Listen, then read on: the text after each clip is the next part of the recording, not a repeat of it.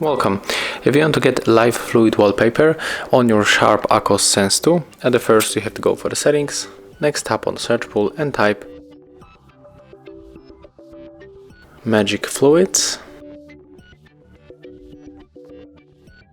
We have to get this application, Match Fluids Free Simulation and Live Wallpaper, and it's from Mad Scientist.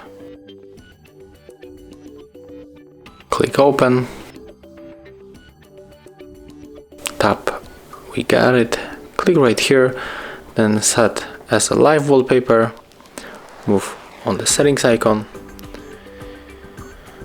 and we can click right here, then tap yes, we change the theme, and that's how our theme looks right now. Click to set wallpaper, apply on the home screen,